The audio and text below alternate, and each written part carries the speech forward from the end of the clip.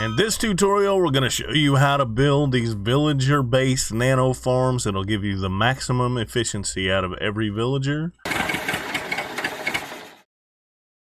What is going on? My name is Ike, and welcome to this video. If this is your first time here and you're looking for ideas and tutorials to help you survive and thrive in Minecraft, start now by subscribing to the channel and clicking on that notification bell so you don't miss another video, because I make all sorts of Minecraft related content and I've got you covered. So this is what the design looks like. We got a villager here. He's got 4 different crop areas to plant and replant and harvest, and the machine picks them all up. Super easy peasy, and let's get started in the tutorial. And I guess I will mention that they're also super easy to decorate. In this tutorial, you're gonna need 7 chests, 4 note blocks, 10 observers, 1 sticky piston, 1 composter, 12 hoppers, 4 dispensers, 5 stairs of choice, 1 lever, 1 water bucket, 64 blocks of choice, give or take, just depending on your design, 64 glass, the same depending on your design, and about 4 stacks of bone block, because each stack of bone block gives 9 stacks of bone meal, and that should be enough to fill our 4 dispensers. Also, you're going to need 4 dirt, a hoe, and one of these dopey villagers.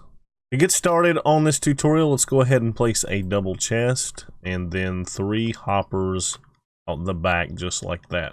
Next, you're going to place another chest on top of the back hopper, and then place hoppers on all 4 sides of that chest, just like so.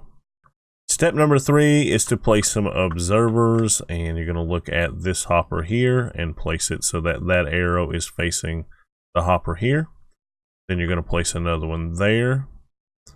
Then you're going to do the opposite and place one here with that arrow facing this direction and this direction. So you should have one set facing that way and one set facing this way. Step number 4, you're going to place note blocks on all 4 corners here.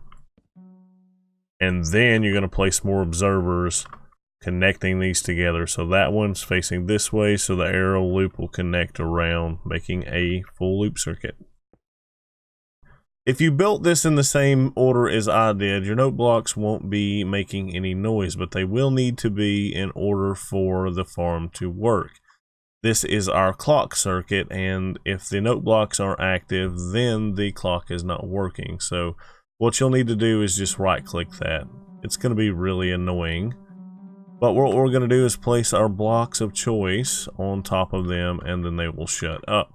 Now we need to place more observers on these 4 here, facing upwards, just like so. Then we can also place a hopper right there in the center. Next, we need to take some dirt and place it here in a plus pattern. Then we're going to take a stair on the opposite end from the chest, place it there, waterlog it, and then we've got our dispensers that we're going to place on top of these flashing observers. And then you're going to place each one of these in a different direction, just like so, all facing a dirt. At this point, we should probably place a piston here, place it facing downwards. Put a block on top, the lever there, and that should turn off all the ticking. So now we're going to go ahead and add a few blocks around the outside edge here on the sides, just like so. We're going to place hoppers in to the dispensers, perpendicular to the sides of the chest. And then we're also going to place blocks in all around, just like this. Poster will go here. At this point, most of the build is done. We just need to seal it off so the villager can't move around, except for where we want him to. We're going to go ahead and place 4 chests here, 1 on each hopper for the bone meal to feed into the dispenser. And then we're going to add a few extra blocks around here just to keep the walls a little higher. We're going to place glass on top of the dispenser so that we can see more inside. Glass on top of the composter. Do glass right there. And if you want to put blocks here, you can actually put glass if you like, or even glass all the way down. Again, this is up to your design and how you would like to see this done. Go ahead now and also add one more entire layer across, skipping the chest. And we need to place our blocks upside down, or you can place them down on the chest if you like, just like this. And that way we can still open our chest. But personally, I prefer them to be upside down because we go to build this, unless you're putting another roof in, we're going to go ahead and just place blocks in like this. And then our glass is going to come here, here, and here. And I know I did not mention it in a need, but it's better if you go ahead and place a light in here as well. So grab from your tools a hoe, go inside, hoe the ground, plant your crop of choice. I'm going to plant carrots here. And then all you need to do now is get your villager and fill your chest with bone meal. Now just lock your villager in here next to the farm. Throw him the needed items for depending on which thing you want to farm. And then let him loose and he will go to town inside of the farm. Block it back off with whichever block you want to block that off with. Get rid of all of these. And then you can turn the farm on. Of course, I had not yet put bone meal in my dispensers, so once there's actually bone meal and the farm is on, and it is between the hours of 2,000 and 9,000, the villager will begin to farm.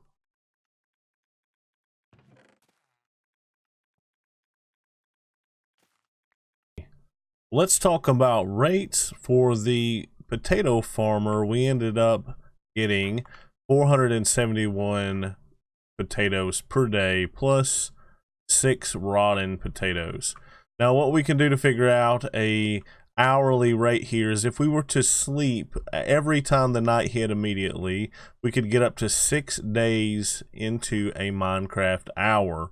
Basically, being that we skip the night every time, the day cycle is actually a full 10 minutes, meaning you could get 6 in a day. So if you multiply 471 times 6, theoretically we could get 2,826 on average potatoes in a single day if we were actually sleeping.